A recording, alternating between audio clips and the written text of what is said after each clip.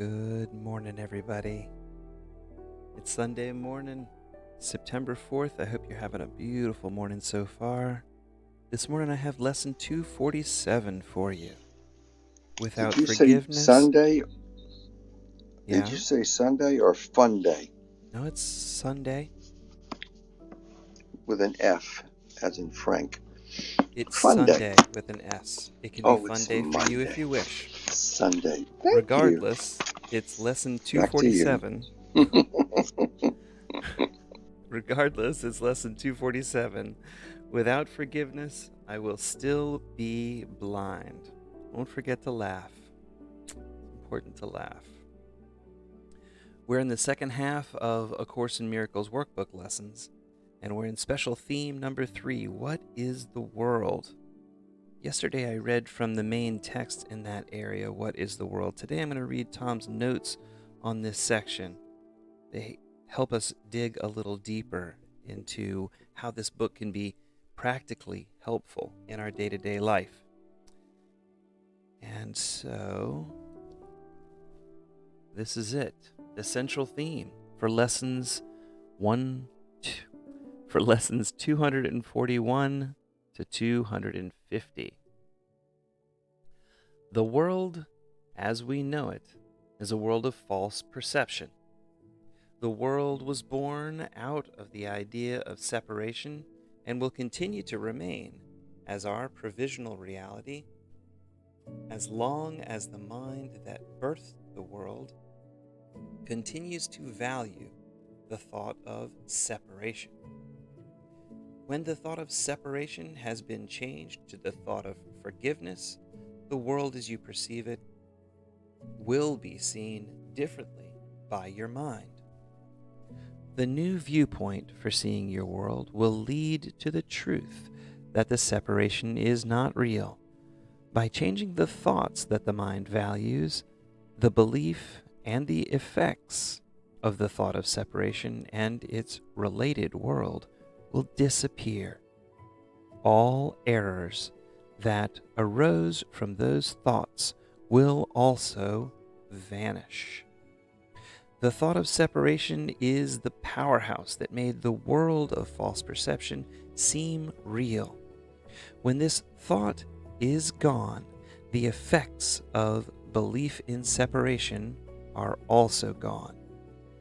The world of false perception is an attack on God. The world symbolizes fear. What is fear but the absence of love? This world was perceived to be a place where God's love could not enter. It was a place where we could imagine that we had been exiled from the safety and protection of a God of only love. It becomes a place where sinners can either hide from or be punished by a judgmental God of wrath. Here, in the world of perception, we can pretend that we're separate from God's love, separate from God, and separate from our source. This world is a place where we can pretend we do not know what we are. We've lost the knowledge of our true identity. This loss of certainty with our connection to our source provides the mechanism for illusions to arise. Knowledge is based on certainty. Perception is based on uncertainty. Perception is someone's judgment or opinion, not necessarily the facts. With the loss of certainty, mistakes become possible. Our senses were born to verify our ego's belief that its judgments are correct. Both our senses and the world of form are designed to prove that the separation is real. So what does all this mean anyway? A Course in Miracles says the world is not real. This seems to contradict our senses and leads to an argument over whether non-reality of this world is true.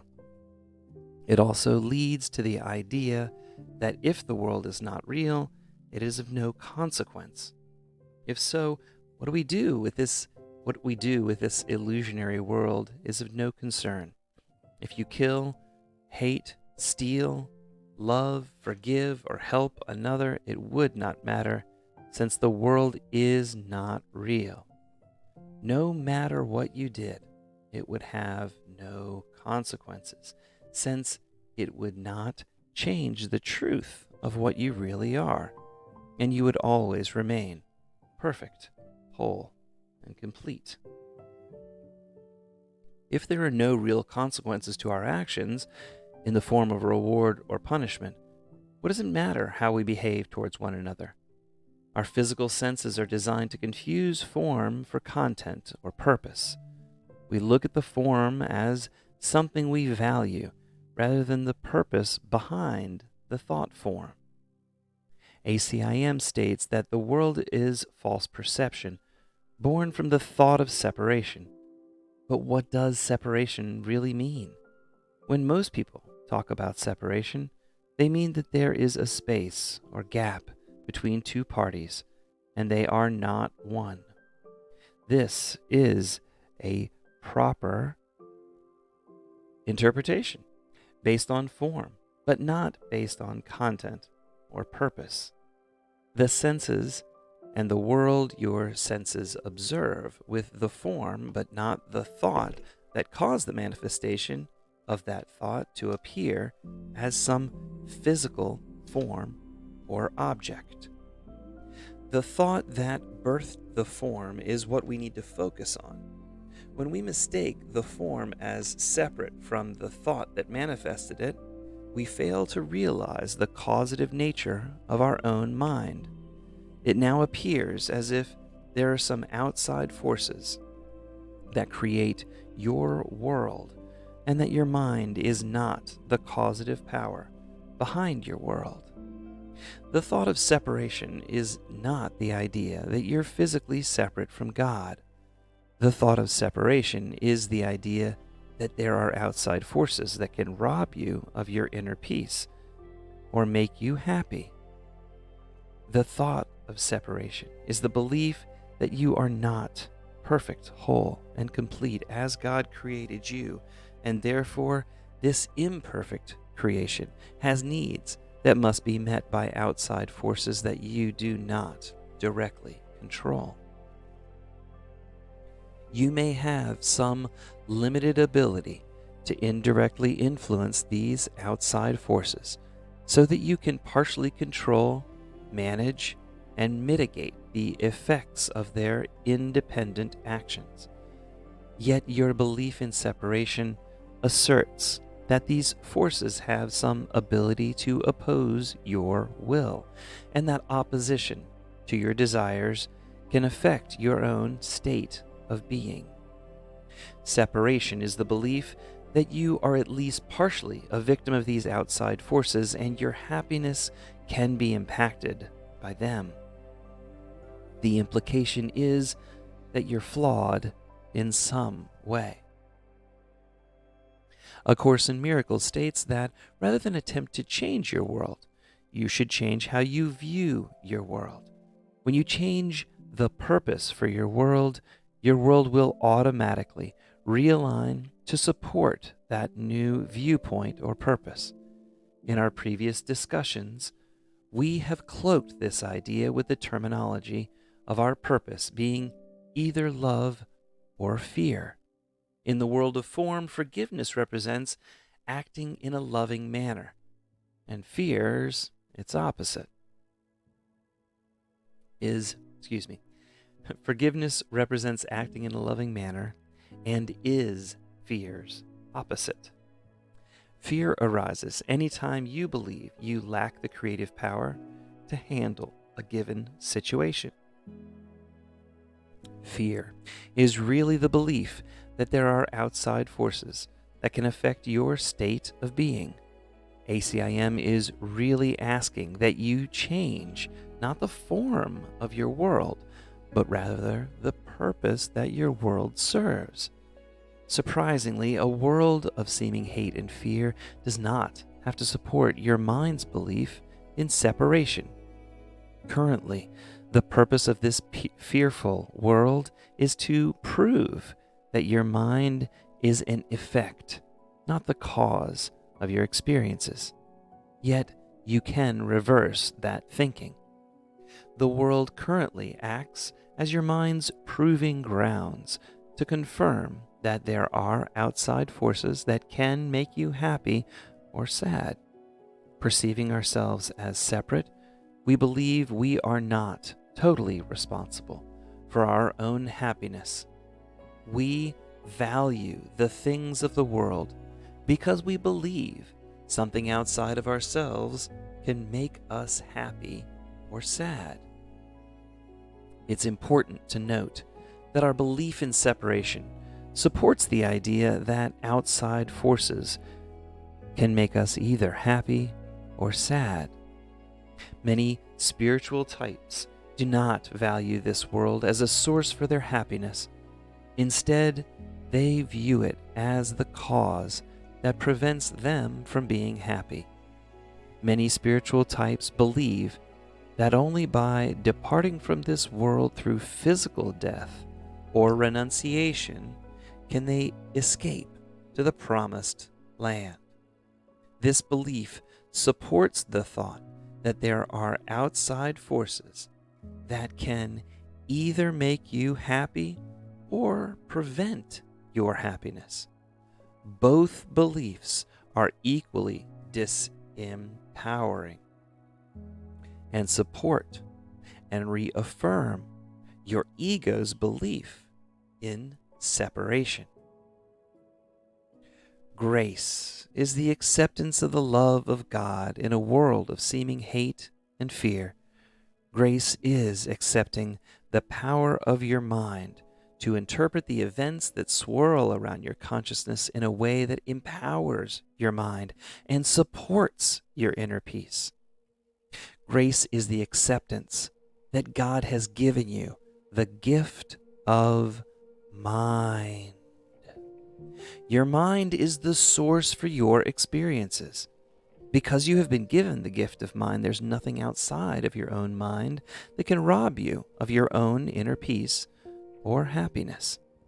The Holy Spirit uses this world's belief in separation to teach that lesson.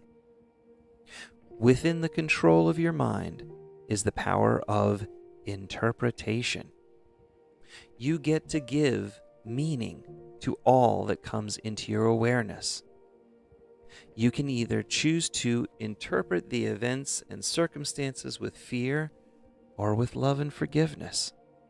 Remember, forgiveness acknowledges and rests upon the fact that your own mind, not your brother, has the sole power to affect your inner peace. If you choose to interpret this world of perception through the eyes of fear, you will be confirming your belief that there are outside forces that can rob you of your inner peace. You will be reaffirming your belief in separation. You will continue to hold grievances against these outside forces for not behaving in a manner conducive to your ego's plan for your happiness. If you choose to interpret your world of perception through the eyes of love, you will confirm your belief that there are no outside forces that can make you happy or sad. You will realize that nothing can rob you of your own inner peace because your mind is the sole interpreter for all the meaning you assign to your world. When you forget that fact and a grievance arises, remember the truth and you'll be able to forgive all and reinterpret your own thoughts with loving eyes, thus reclaiming the creative power of your own mind. You will not attribute a thought form with any creative power to impact your reality. When you give your day over to the Holy Spirit, You're actually asking the Holy Spirit to teach you that there are no external forces outside your own mind that can make you happy or sad. You are not asking that all the events that transpire within your day be pleasant. Instead, you're asking that all events be seen through the prism of true reality, that nothing outside of your mind has any power over you. You are asking the Holy Spirit's guidance in properly interpreting all the events to support the causative nature of your own mind.